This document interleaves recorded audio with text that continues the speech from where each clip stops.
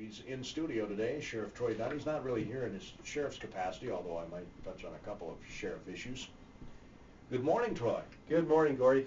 I certainly appreciate you stopping in today. You're here with your chairperson of the Beyond the Yellow Ribbon Committee hat on. That's correct. That's correct, yep. How long have you been a member of that? Since its inception? Since its inception, yeah. We started meeting back in the fall of 2011. And in June 1st, 2012, we had our inauguration and great presentation up at Shattuck St. Mary's campus, and it was great. And so we're just here to talk about how we can serve our service members and their families in Rice County and Faribault. Yeah, and how can you be against that? Yeah, exactly. And you need all of us to help out. That's what Beyond the Yellow Ribbon's all about. It's not about the committee. You need us to help, right? Right, yep. We're looking for citizens, whether they want to donate their services, their time, or if they want to help financially to assist service members and their families that are in need, especially if they're off on assignment and the families are left here, and so many times the serviceman or woman might have done a lot of things around the house, and then the spouse or significant other might not know how to do some of the things and might not have the resources or connections. So that's just what it's about, is connecting people with what they need to get them the help. Well, I shared on our website, KDHLradio.com, that it was one of the proudest days since I've been in Faribault. I think that day, June 1st, 2012, was a perfect setting because former military school, Shattuck. Yes. It was just awesome. It was. We had Senator Klobuchar and Senator oh boy, what's the other one that was there? I'm not good with names all the time, Gordy, especially if I don't see him. But then we had General McKinley come back, who was a Shattuck grad, and he's a 4-star general now, and works out of the Pentagon. So it was really great. I was impressed a lot by him because you think of generals, and he was just a down-to-earth guy. Yeah, very very nice guy, and yeah, we were just so proud to reach that goal and work together. So yeah, we'll talk about who makes up this committee and what people can do to assist us here in the next half hour. Before we get to our market update, though, the burning ban is still in place. I got to get your sheriff's hat back. Yep. The burning ban is still on, so no burning today. Even if you're going to grill, be cautious. You can grill, but you still have to be cautious. But if you try to activate your burning permit today, it will tell you that you cannot burn today. There's a burning ban, but some people forget to call or activate, and we did have 2 fires in the county again yesterday. And there was a burning ban in place. So we just need people to use common sense, be cautious, because we don't want to have to see somebody lose some property or have to cite them for a burning violation. Yeah, people have probably seen what happened up on Seagull. Oh yeah, Sibley County had a significant fire, and at Seagull, there was like 4 of them on top of the news last night at 10 o'clock, and yeah, and it was one I believe was lightning related, but I think the rest were probably just careless burning. And you get those high winds up, and even in a residential area where you have a house start up or a shed start on fire, and before you know it, it's spreading to the neighbor's house, and we don't want that. We don't want to see loss of damage or even more loss of life. No, I shared with you before we hit the airwaves last night I was going to grill, and I thought, yeah, it's too windy. I better not grill. Yep. So then you just made it in the frying pan in the kitchen? No, I had a couple of ham sandwiches. I'll grill tonight if it's not too windy. Yeah, we hope that it'll go down there and slow down. But it's supposed to be 25 to 30 mile an hour gusts again today. And you had a couple in the county, you're saying? Yeah, yep. We had one up by Roberts Lake, and then we also had one up east of Northfield as well. So, and then they had one just into Dakota County on Holyoke, and so just again, people be cautious out there and wait till we get some more precipitation and better burning conditions. Yep, and as Mike Monge always used to say, keep those butts in the car. I used to love that. Keep those cigarette butts. Yeah. Keep those butts in the car. We're going to get that opening market report in service of your KDHL Agri Boosters. He's also the chairperson of the Beyond the Yellow Ribbon Committee here in Faribault. Is this a one-year post? I know Chief Bolin used to be, right? Yeah, Chief Bolin did it for a year, and prior to that we had Jackie Smith and Nick Stoneman from Shattuck, and so I said I would do this for a year, and hopefully we'll have somebody else step up next year. But yeah, I've been a member since the beginning, and Randy Jackson, retired deputy, is my co-chair. He couldn't make it today. He was working at Harry Brown, so yeah, we have a great group of people, and I'm just the lucky one that gets to brag about what we've done in Faribault and in Rice County. And I'm happy to say that Northfield is trying to do the same thing now. They had their first meeting on March 2nd, so we're going to work with them, and some of our reps have been up there as well, and I'm glad to see that, because we need to make this, a county-wide event for our servicemen and women. Well, if I remember right, and you can correct me obviously if I'm wrong, aren't they the only community with an armory that does not have a Beyond the Yellow Ribbon community right now? Yeah, I'm not sure about that. That could be true, but I can't say for certain. I'm sure they'll get it. Yeah, it'll happen, and they've got a group of people there, and I know, Chief Monty Nelson has bent my ear a couple of times on, what it takes from the public safety side of things, and so yeah, I'm really excited to see that happening, and it's just a great group, throughout the state to support our servicemen and women when they're activated and deployed, whatever it may be, and be there to assist. So it's long overdue, and we're happy to be a part of it. And you've got some great success stories too in just a few years that it's been up and running. Yeah, we well, just recently we assisted a 20-year-old soldier from the Rochester area that works out of the Faribault Reserve Center, and her car broke down. She's a college student and was having a hard time getting around, so we sent out our feelers throughout the community, and we had a person that was willing to sell a car for a very reasonable amount of money, and so we assisted with a donation towards that, and met her down at the driver's services station, and transferred it over to her, and she broke into tears, when she got those keys, and she hugged the lady and shook our hands, and she said, I will never forget this, and I appreciate all that you did. So Tammy Schluter and Angela Storch was there as well from Beyond the Yellow Ribbon for that event, so it was a great thing that we could do for that service woman from, like I said, she lives in Rochester, but she's stationed here at the Faribault Armed Services building, so yeah, it was pretty moving, and good to see something good happen out of that. Yeah, there are people stationed here in Faribault from all over southern Minnesota in the metro area. Yeah, they even have some that are from north of the metro area in northern Minnesota that have to come down here as well. So it's a communications and kind of an IT based. Right. And so they come from all over, but it's pretty cool to see them come down, and it's always fun being out there and talking with them and hearing the stories, and you hear a lot of good stories, but you hear some sad stories when they get deployed and they have to leave their jobs and their families, and they get sent to Kuwait or Iraq and Afghanistan for some of these support things, and so we do have people that we need to serve here in our own backyard. No question. And it's nice that we learn from our Vietnam experience. Yes, yeah, that was hard on a lot of people. When a lot of soldiers came home to not very good treatment. Right.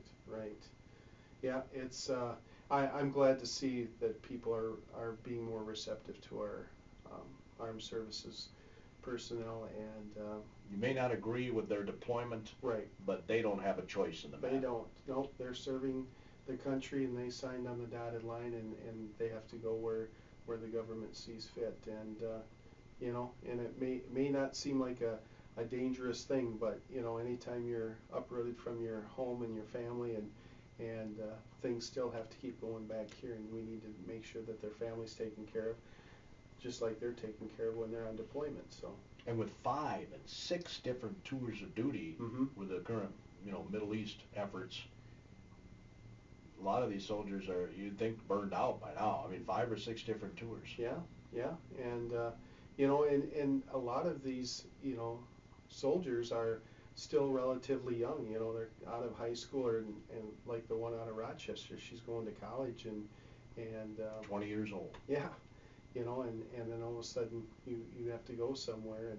And I know there was a real close deployment, or it was very close to happening, of soldiers from our unit going to Africa, but that one was suspended now. So on a humanitarian, I believe that was a humanitarian effort to help fight the Ebola crisis, but now that's changed. So we're happy for the soldiers that they don't have to be going off to do that right now. But it, you know, in our nation and world, we never know when the next deployment's going to happen and what's happening, you know, all over the place. We're fortunate to live in a very safe and great country here in the United States. Yep, Beyond the Yellow Ribbon will assist in integration, I know, of soldiers back into the community. It isn't necessarily an easy process. No, and especially if they've been dealt with some combat things, and then they come back and just, you know, loud noises and things happening can be very disruptive to them, and so we will work with them. We've you know, some of the things that we've done on the public safety side, Coach Chief Andy Bolin, he's your coach. He's our coach. He's our old coach. Yeah, he brought in a speaker to talk to law enforcement, EMS, and firefighters about the PTSD and dealing with them and how to get them help, and, you know, not just to rush in and engage them too aggressively, because they might be having issues coming back from their deployments. And even if they weren't in a combat thing, but, you know, they've heard the explosions, they've had to do the drills, and they had a certain way of doing things, and now they come back into try to reintegrate back into regular service here and back home. It, you know, sometimes difficult for them, so we need to help them, you know, and help our first responders deal with that as well. So, and you could see where possibly these multiple deployments could exacerbate that problem, because I mean, you were just in today's world, you know, my dad was in World War II. They went on a ship, went over to Europe. I mean, it was a few days getting there. Yeah. Now you're on a plane, you're there in a few hours. Yeah. Well, not a few hours, several hours. But then you come back in several hours, basically the same day almost. Yep. So it's a whole different world we live in now. It really is, you know, and you know, some of the examples is, you know, so if they're on a convoy and all of a sudden they come into contact with some enemy forces and they have to deal with it. They deal with it aggressively to try to make them safe, you know. And so if they're in a traffic jam, that means pushing cars out of the way and running them over. Well, obviously we can't respond that way here when we're back in society, but those are some of the things that we're seeing happening. And literally one day you can be in Afghanistan or wherever in the Middle East, the next day you're back home. Right. And that's where I think the military's learned a lot, and so they're saying, okay, when you come back, you can say hi to your family or whatever it may be, but we're going to try to work you through a process. And I think it's like 30 days before they're, you know, released and able to come back home, and just to make sure a lot of these issues are dealt with. But sometimes they might mask themselves, they might not come out right away, and then, you know, we're seeing it in the community. So we just want to be able to work with them and provide them the resources that they need to get that help. If they need some mental health assistance, you can steer them in the right direction there. Yes, along with the family support services from the military and our local veteran service officer, you know, we can work with them, and a lot of times it's working with the Veterans Affairs to get them the help that they need. So, you know, Tracy McBroom is a part of this, our local Rice County Veteran Services officer, and so she's a part of this, and Pat Corral from the Family Services is in charge of it, and he covers Faribault, you know, Mankato, Rochester. So great contacts that we've made through, and it's because of Beyond the Yellow Ribbon that we've made those connections. Troy Dunn is the chairperson of Beyond the Yellow Ribbon Committee. How many people are on that committee? You know, I think we're right around the 16 member mark right now. So, you know, it's made up of city leadership, We have Mayor John Jasinski on it. He's a veteran. Yep. And then we have education, and we have Todd Sesker and Denny German. Public safety is myself, and then we have Faribault Police Department, and then retired Deputy Randy Jackson, is on it with me. Veteran and civic organizations, we have Louise Flum from the American Legion, and Kirk Mansfield as well as assisted. Business and employers, we have Tammy Schluter. We have Barb Larson from the Chamber of Commerce, so, and I hope I don't forget anybody, but we have a lot of people, helping out. And then, of course, we have the faith-based, so we have Eva Cavallari from Shattuck St. Mary's, and Pastor Craig Brimehorst. And then social services, Angela Storch, who you know very well, was on the worked for the Red Cross, and she is in transition now, but she's still with us and plays a huge role. And when she was with the Red Cross, they dealt with servicemen and women that were on deployment in contacting families when they had emergencies back home, and getting them messages and trying to get them back home if something did happen. So she's been a great asset as well. And then I think you had Mona Kaiser on last week. She's on it with us, from the Faribault Senior Center. So great group of people, and then of course we have soldiers and support staff from the government and military as well. So just a great group of people. We meet monthly, and we talk about what's happening, if we've got events, special events coming up that need to be dealt with, that we can possibly assist with. If people reach out to us asking for assistance, then that's when we talk about those kind of things. And recently we assisted with a soldier that was just coming back from deployment, and his father, who's a veteran, has some pretty significant brain cancer, and so the family needed assistance with getting to the hospital and such, so we were able to provide some gas cards and to help with that. And like I said, he just came back from a deployment. He's got a brother, I believe, that was deployed as well. So we've helped assist with re-roofing a soldier's house that she didn't have the money, and so we provided laborers and helped with along with family services from the military come in and made that happen. I think in a weekend got her house taken care of. And we've assisted with mechanical assistance with people, soldiers that have had their cars break down, and they're in between jobs, didn't have money, so we were able to work with local vendors and provide assistance that way.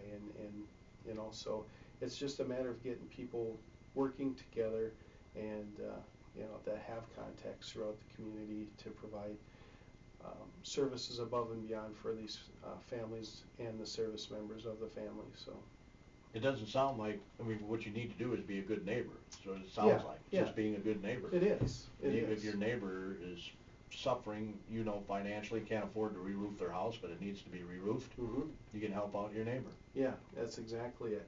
And a lot of these men and women are afraid to ask for help, and it might come from them talking to their local guard, unit, and saying, Sarge, I need a little help here. What can you do? And so we'll get a call from them, and we'll use Veteran Services Officer. We'll use that family support and collaborate to come up with resolution for their problem and help them. So that might be your biggest stumbling block, Troy, is the pride involved in not wanting to ask for help. Right. Yep. So that's why we do things such as this, getting on the radio and out in the media. We go to the schools and talk. And if there's any folks out there listening that are veterans and need some help, by all means, don't hesitate to ask for it, because you've helped us. Right. You've helped your nation by serving the country. That's right. It's not like,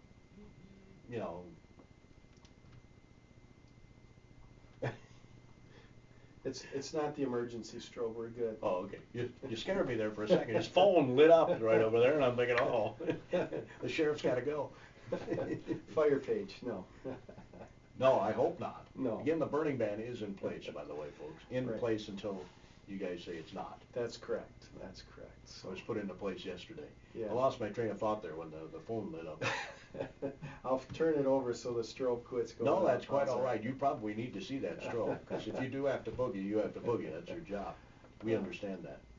You'd have 7 minutes to fill, then can you do that without No, me? I think we could probably figure out something to do for 7 minutes if we had to do that, but Yeah. we don't have to. We're do good. that. No, we're good to go. What are some of the other things Beyond the Yellow Ribbon does? I think we pretty much covered it, haven't we? Yeah, we'll be at the Business Expo coming up in Faribault. We'll have a table there, and we bring in soldiers.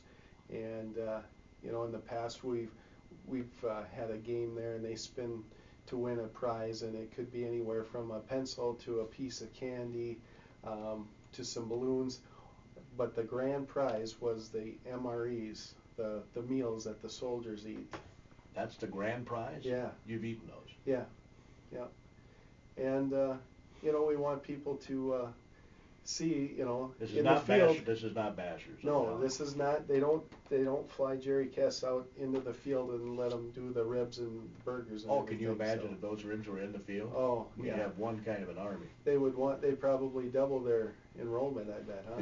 So, no, but yeah, so we have these cases that are, getting close to their expiration or whatever it may be, so it's still safe to eat, so they bring them in instead of throwing them away, and people are just like, can I spin again? I really want to win that MRE, and just to see what it's about. And from what I've heard, they've gotten better over the years, so. Oh, I'm sure they have. So, but, and then you have the little capsules that cause the chemical reactions that cause the things to heat up, so it's pretty amazing, because I think you had to do it the old-fashioned way with the Bunsen burner in the old days, so. If people are interested in being on the Beyond the Yellow Ribbon, do you have to be invited? Do you apply? How does that work? Well, you can come to our meetings. We meet out at the Armed Services building out there by the Faribault Airport monthly. Which, by the way, is a great addition to our community, too. Oh, yeah, that was really very, very nice. I mean, I thought the old Army was nice, but this is really nice. And they combined, yeah, what they did, the reason they built that, they said, is to combine both the Army Reserve and the National Guard into one place instead of having, split resources. So. Which makes sense. Yeah, it does. And so I just want to pull up our meeting schedule here for you. For your next meeting. For our next meeting, yes, because we do, we ask for representatives from different people throughout the community, so we know, what can you do to help us better serve our community. So the next meeting. He's checking his calendar. All right, our next meeting is April 21st, and it's at noon at the Armed Forces Building. So it's always our third Tuesday of the month. At noon, we keep it consistent so everybody knows, and we meet from anywhere from an hour to an hour and a half. And you have those MREs, right, for lunch? Yeah, right. And but the best way, if they have questions about how they can help with the Faribault Beyond the Yellow Ribbon, is go to our website, and that's www.faribault.youtube.org. And you can go on that website, you can reach out to us if you have services that you can provide as a business. And again, we ask that, what would you do something above and beyond what you would normally do for other customers or your good customers for these military members. And if somebody needs assistance, a service member needs assistance, they can go on there and reach out to us, and it'll send an email to us, and it'll get forwarded to me, and then I'll contact the committee and make the arrangements that we have to do to provide the help that, hopefully that, provide the help that you need. So www.faribault.youtube.org. You have businesses that become members, is that right? Yeah, they're Faribault Beyond the Yellow Ribbon support businesses, yes, because we can't call you a Beyond the Yellow Ribbon business. It's something to do with the some technicality. Yeah. So we want to keep it clean. So Yep, we've had the historic Hutchinson House is one of them. They provided free stays for family members and for service members at their bed and breakfast in Faribault. So they get like a Beyond the Yellow Ribbon logo They get a sticker decal to put in their window or something? Yep, they get a decal that they can put on their window, and then we also had Faribault Harley Davidson and Harry Brown's Auto are also considered Beyond the Yellow Ribbon business supporters in our community. So they have the decals and they assist with oil things changes, such as that. Yeah, that whatever sort of it may be. Yep. You know, the Faribault Harley Davidson co-sponsored a support for disabled veterans and a fundraiser, and we're able to, you know, we did a ride and everything and had some tickets and different things, raffle tickets out there, and we're able to raise money for veterans and their family members as well. So that's how they became a member of that. So yeah, we're always looking for if there's other businesses that can provide something above and beyond what they provide for other customers and they want to be involved. You can go onto our website and reach out to us, and we'll work with you to make that happen. And Denny German is our volunteer coordinator and heads that up. So and this is more than just having a special like 20% off if you're a veteran, right? Right. You got to do more. Yeah, than it's got to be something. So yeah, if you're saying for any customers that come in today gets 20% off, it's got to be something above and beyond what you're providing other people for the veterans or the service members out there. So that's very clear about that. So what's that website again, Troy? www.faribaultbytyr.org. BTYR.org. Yep. Hey, thanks. Yeah, thank you. And we better clarify one other misnomer that's floating around the Faribault area about the sober cab. That sober cab is still in existence. Yes, it is. It's not. I don't know where that rumor got ceased started. But yep, we've had 2 calls on that. So. Okay. All right. Have a good day. You hear that, folks? Sober cab still in existence. How that ever got out that it wasn't, I'll never know. That concludes today's